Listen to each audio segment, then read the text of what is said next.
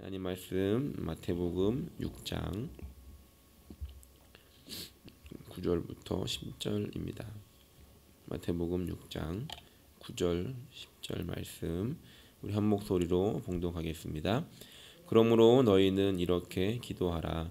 하늘에 계신 우리 아버지여, 이름이 거룩히 여김을 받으시오며 나라가 임하시오며 뜻이 하늘에서 이루어진 것 같이 땅에서도 이루어지이다. 아멘. 오늘은 주기도문 세 번째 시간, 나라가 임하시오며 라고 하는 제목을 함께 나누려고 합니다. 우리는 계속 주기도문에 대해서 함께 배우고 있습니다. 먼저 하나님의 이름을 부르고 또 그분의 거룩하신 이름을 찬양한다는 고백 후에 하나님께 청원하는 기도가 시작이 됩니다. 그것이 오늘 함께 살펴볼 10절에 기록되어져 있는 나라가 임하시오며로 시작되는 이 기도입니다. 이 10절의 기도를 조금 더 풀어서 쓰면 이렇게 들 수 있을 것 같습니다. 하나님, 당신의 나라가 임하여 당신의 뜻이 하늘에서 이루어진 것처럼 땅에서도 이루어지게 해주십시오 라고 하는 기도입니다.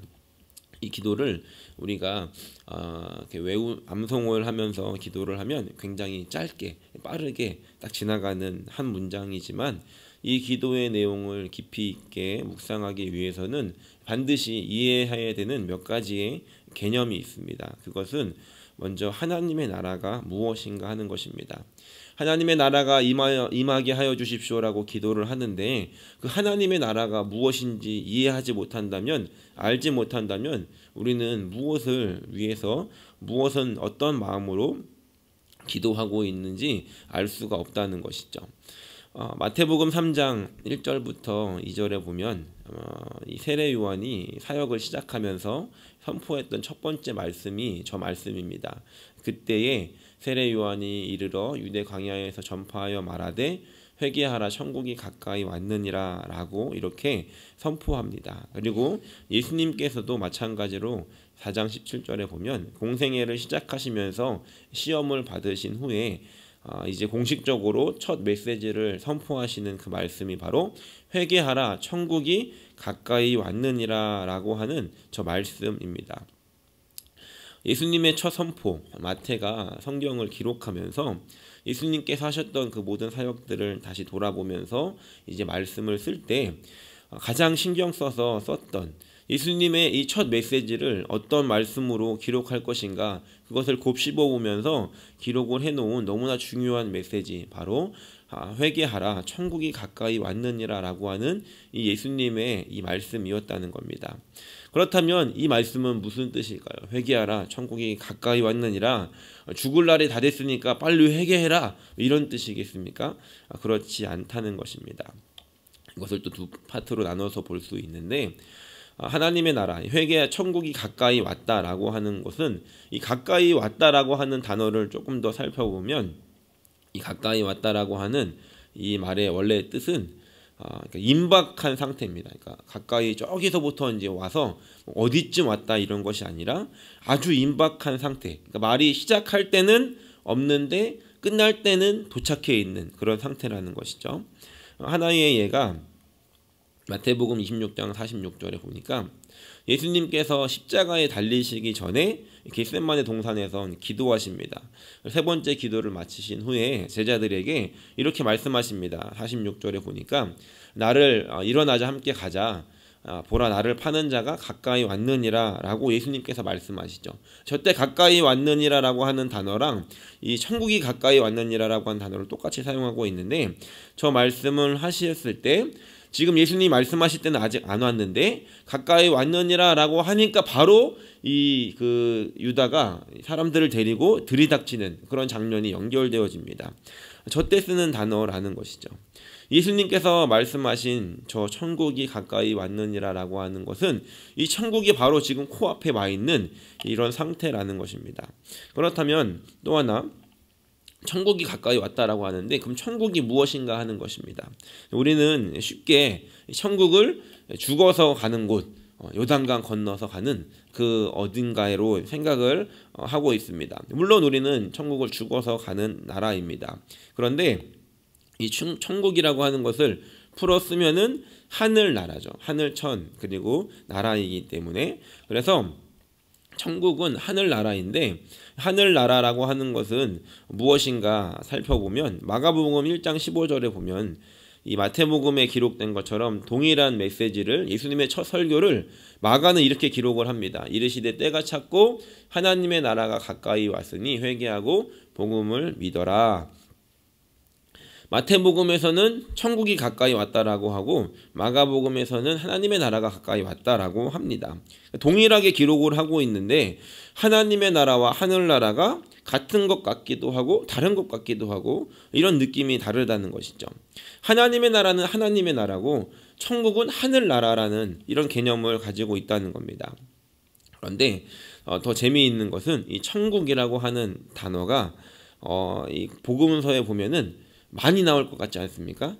천국이라는 말은 성경에 아주 많이 나올 것 같은데 37번 나옵니다. 천국이라고 하는 단어가 37번이 나오는데 37번 중에서 36번, 한 번을 제외하고 나머지 36번은 마태복음에만 나옵니다. 천국이라는 단어를 이렇게 딱 치면은 마태복음에만 나오고 다른 한 번은 디모데후서에 나옵니다. 다시 말하면 마태, 마가, 누가, 요한복음 중에서 천국이라는 단어는 오직 마태복음에만 기록되어 있다는 것입니다. 나머지 이 마가복음, 누가복음, 요한복음은 하나님의 나라라고 이렇게 기록이 되어 있다는 것이죠. 왜 마태복음에서만 이렇게 유독 천국이라고 기록을 하고 있는가? 이것은 마태복음의 특징 때문에 그렇습니다. 마태복음의 특징은 유대인들을 염두에 두고 쓴 그런 기록입니다. 마태복음을 마태가 쓸 때 이거는 유대인들을 대상으로 유대인들에게 좀 더 이해하고 접근하기 쉽게 사용을 하는 그런 단어들이 있다는 것입니다. 그래서 이 마태가 궁극적으로 말하고자 하는 것은 하나님의 나라인데 하나님의 이름은 유대인들에게 있어서는 함부로 부르면 안 되는 이름입니다. 우리가 잘 알고 있지 않습니까? 하나님의 이름을 부르는 것을 굉장히 두려워했다는 것을 알고 있죠. 그래서 유대인들은 이 하나님의 이름을 부르지 않고 하나님의 이름을 대신할 수 있는 어떤 여러 가지들이 있었는데 그 중에 하나가 뭐냐면 하늘이었습니다. 하늘. 그래서 하늘이라고 하는 단어를 사용하면 이 유대인들에게는 하늘 그러면 하나님 이렇게 동일하게 여겼다는 것이죠. 우리말에도 비슷한 말이 있는데 죄 지은 사람에게 하늘이 보고 있는데 두렵지도 않느냐 이런 얘기를 하지 않습니까? 이거는 하늘이 보고 있는 게 아니라 하늘에 있는 누군가가 보고 있다는 것이죠. 마찬가지로 유대인들도 이 하늘이라고 하는 개념을 하나님이라는 것과 동일하게 생각했다는 겁니다. 그래서 이 하늘나라는 천국은 하나님의 나라 이것이 동일한 개념으로 우리에게 이해되어야 한다는 것이죠. 그래서 이 천국이라고 하는 것을 하나님의 나라로 우리가 이해할 수 있어야 하는데 그렇기 때문에 예수님께서 오늘 말씀에 가르쳐 주신 이 기도에서도 이 나라가 임하시오며 라고 하는 것은 하나님의 나라가 임하기를 기도하는 것이라는 겁니다. 예수님께서 오셔서 회개하라 천국이 가까이 왔느니라 하나님의 나라가 가까이 왔느니라 라고 말씀하셨을 때 이제 곧 시작되는 것이 바로 하나님의 나라였고 그 시작된 하나님의 나라는 이미 시작이 되었지만 아직 완성되지 않은 상태로 완성이 되어져 가는 상태로 이 땅에 존재하고 있다는 것입니다. 그렇다면 조금 더 깊이 있게 한 가지를 더 생각을 해볼 수가 있습니다. 그렇다면 하나님의 나라가 임하시오며 라고 우리가 기도를 하는데 하나님의 나라는 어디 있는 걸까요? 천국이 하나님의 나라면 하늘에 이제 어딘가에 하나님의 나라가 있는 걸까요? 굉장히 이제 애매해지기 시작합니다. 우리가 그러면은 하늘에 천국이 있다, 하나님의 나라가 있다라고 한다면은 로켓을 타고서 이제 올라가면 되겠죠. 어디까지 올라가야 천국이 있는 걸까요? 아마 죽을 때까지 올라가도 우리가 그 하나님을 만나볼 수는 없을 겁니다. 죽으면 만나겠죠. 로켓을 타고 올라가다가 죽는 날 하나님을 만나겠죠. 하나님의 나라는 어디 있는 것인가? 저 하늘 어디쯤 있는 것이 아니라는 것입니다. 누가복음 17장 20절 21절을 보면 예수님께서 이 바리새인들에게 하나님의 나라가 어떤 것인지를 가르쳐 주는데 말씀을 함께 읽어보겠습니다. 바리새인들이 하나님의 나라가 어느 때에 임하나이까 묻거늘 예수께서 대답하여 이르시되 하나님의 나라는 볼 수 있게 임하는 것이 아니요 또 여기 있다 저기 있다고도 못하리니 하나님의 나라는 너희 안에 있느니라. 아멘. 예수님께서 천국이 어디 있습니까? 라고 묻는 그들에게 여기 있다 저기 있다가 아니라 너희 안에 있느니라 라고 이렇게 정의를 내려주십니다. 이 나라라고 하는 이 단어는 바실레이아라고 하는 이 원어를 쓰는데 이 말의 뜻은 어떤 것이냐면 옛날에는 지금은 이렇게 그 나라와 나라의 국경에 이렇게 철조망을 쳐가지고 경계를 세워놓지 않습니까? 그래서 여기부터 여기까지는 이제 어느 나라, 그리고 여기는 어느 나라 이렇게 국경이 있습니다. 그리고 지도를 봐도 그 지도에 명확하게 표시가 되어져 있죠. 그런데 예전에는 예수님이 사시던 그 당시에는 이 국경이 명확하지가 않았습니다.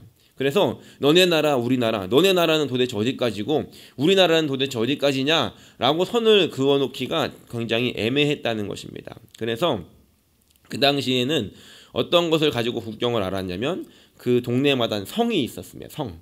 그래서 그 성을 중심으로 그 성에 이제 영향력이 미치는 곳이 그 성의 관할 아래에 있는 그런 것인데, 이 나라도 어떻게 이 국경이 정해지냐면 왕이 통치를 하는데 그 왕의 통치가 임하는 곳까지가 왕의 나라라는 겁니다. 왕이 이런 명령을 내렸는데 그 명령이 전달되어서 그 명령에 따르는 곳이 왕의 나라이고, 그 명령을 따르지 않는 사람들이 있는 곳은 왕의 나라가 아니었다는 것이죠. 그래서 결국 이 당시의 왕국, 이 나라라고 하는 것은 왕의 통치가 미치는 그 영향력이 미치는 곳까지를 나라라고 정의를 했다는 겁니다. 그래서 어떤 땅의 개념이 아니라 주권, 이 통치가 임하는 곳이 나라였는데, 다시 말하면 하나님의 나라라고 하는 것은 무엇인가? 하나님의 나라는 어떤 선을 딱 정해놓은 그런 땅이 아니라 동일하게 하나님의 주권이, 하나님의 통치가 임하는 것이 바로 하나님의 나라라는 것입니다. 하나님의 나라가 너희 안에 있다라고 하는 것을 우리가 어떻게 이제 볼 수 있냐면, 하나님의 통치가 우리 안에 임하게 됐을 때 바로 우리의 하나님의 나라가 여기서부터 시작되어진다는 것입니다. 하나님의 다스림이 있는 곳이 하나님의 나라라는 것입니다. 그러면 이제 헷갈려지기 시작합니다. 왜 헷갈려지냐면, 그러면 죽어서 가는 나라는 도대체 뭔가, 그 천국은 뭐고 여기에서는 또 뭔가 이렇게 생각이 되는데, 우리가 죽음을 이후에 하나님의 나라 가면 그 천국, 우리가 지금 죽어서 가는 천국은 완벽하게 하나님의 통치가 임하는 곳이고 하나님의 영광으로 가득한 곳이죠. 그러니까 우리가 죽어서 가는 것이 하나님의 나라, 완성된 하나님의 나라인 것이고, 예수님께서 가까이 왔다라고 하면서 시작됨을 선포하셨던 그 시작된 하나님의 나라는 우리가 지금 여기서 살고 있는 이미 시작된 하나님의 나라라는 것입니다. 그래서 다시 말하면 우리가 이 땅을 살아가면서 하나님의 다스림을 받고 하나님의 통치를 받은 것이 바로 하나님의 나라의 시작이 되는 것이고, 죽음을 이후에 죽어서 가는 그곳이 바로 하나님의 나라가 완성되는 그런 곳이라는 겁니다. 그렇다면 오늘 이 말씀을 통해서 이렇게 우리가 정리를 해볼 수 있을 것 같습니다. 하나님의 나라가 임하시오며 라고 하는 이 기도는 하나님의 나라가 이 땅에 임하여 주십시오라고 하는 기도인데, 하나님의 나라가 어떻게 임하는가? 그것은 하나님, 그냥 우리가 기도해서 어딘가에 하나님의 임재가 나타나는 그런 것도 포함하겠지만, 결론적으로는 우리가 그 기도를 한다는 것은 하나님, 나의 마음 가운데 하나님의 나라가 있다고 하셨는데 하나님의 통치가 내 안에 있게 해주십시오를 기도하는 것입니다. 그래서 나를 통해서 하나님의 통치, 하나님의 뜻이, 하나님의 다스리심이 이 땅 가운데 이루어지는 곳, 그리고 내가 살아가는 그곳이 바로 하나님의 나라가 이루어지는 곳이라는 것입니다. 우리가 기도를 합니다. 하나님의 나라가 임하게 해주십시오. 이것은 우리의 이 기도에는 다시 한번 책임이 따른다는 것입니다. 우리가 기도만 하고 그렇게 살아가는 것이 아니라 그 기도한 것을 우리의 삶으로 살아내야 한다는 것입니다. 그래서 오늘 우리가 이렇게 기도해야 됩니다. 하나님, 오늘 나의 마음 가운데 하나님의 다스림이 있기를 원합니다. 하나님, 나의 마음을 다스려 주시고 하나님, 나의 삶을 통치하여 주십시오. 그래서 우리가 그 다스림을 받아서 살아가는 그곳에 하나님의 나라가 이루어지게 해주십시오라고 우리가 기도할 수 있어야 한다는 것입니다. 여러분들에게 질문하고 싶습니다. 우리가 이 땅을 살아가면서 하나님의 다스림을 받는 것, 하나님의 통치를 받는 것이 그렇다면 나에게 있어서 기쁜 일인가, 즐거운 일인가, 우리가 정말로 하고 싶은 일인가를 질문할 수 있어야 한다는 겁니다. 왜냐하면 이 땅에서 하나님의 통치를 받고 다스림을 받는 것이 우리에게 그렇게 기쁜 일이 되어지지 않는다라고 한다면 우리가 죽어서 완벽하게 하나님의 다스림과 통치가 있는 그곳에 간다면 그곳의 삶이 기쁨이 있겠는가 하는 것입니다. 우리는 천국에 대해서 막연한 어떤 꿈을 가지고 어떤 환상을 가지고 있습니다. 천국에 가면은 내가 원하는 대로 다 할 수 있고, 천국에 가면은 걱정도 없고 근심도 없고 모든 것이 좋고 맞습니다. 그런 곳입니다. 그런데 중요한 것은 그 이 천국이라고 하는 죽어서 가는 그 하나님의 나라의 가장 큰 것은 완벽하게 하나님의 통치와 다스림이 있는 곳인데, 우리가 이 땅을 살아가면서 하나님의 통치와 다스림이 즐겁지 않다라고 한다면, 그렇다면 천국이 정말로 우리에게 어떤 의미가 있겠는가, 그 천국에 가서도 우리가 기쁠 수 있겠는가, 이것을 생각해 보아야 한다는 것입니다. 천국이 우리에게 정말로 소망하는 것이 된다면 우리는 그 천국을 이 땅에서 준비하며 살아갈 수 있다는 겁니다. 이 땅에서 우리가 먼저 하나님의 다스림을 받는 것, 그것이 우리의 기쁨이 되고, 그것을 통해서 하나님의 다스림을 받는 것이 이렇게 행복한 것이구나 라는 것들을 우리가 경험하면서 하나님의 완벽한 그 나라를, 그 천국을 우리가 꿈꾸며 살아갈 수 있게 되더라는 것입니다. 바라기는 오늘 이 말씀을 정리하며 우리 함께 이렇게 기도하는 아침이 되기를 소원합니다. 하나님, 오늘 나의 삶 속에 하나님의 다스림이 임하게 하여 주십시오. 오늘 나의 마음 가운데 일어나고 있는 영적인 전쟁들, 하나님의 다스림을 받을 것인가, 아니면 하나님이 원하시지 않는 이 사단의 다스림을 받을 것인가, 나의 마음 가운데 일어나고 있는 이 전쟁 속에서 하나님, 내가 하나님의 다스림을 선택할 수 있도록 나를 도와달라고 우리가 함께 기도하고, 하나님, 나의 삶이 그렇게 하나님의 다스림을 받는 삶이 되어서 나를 통해서 하나님의 나라가 이 땅에 임하게 해달라고, 하나님의 뜻이 이 땅 가운데 임하게 해달라고 우리가 함께 기도할 수 있는 그런 복된 아침이 되시기를 예수님의 이름으로 간절히 축원합니다.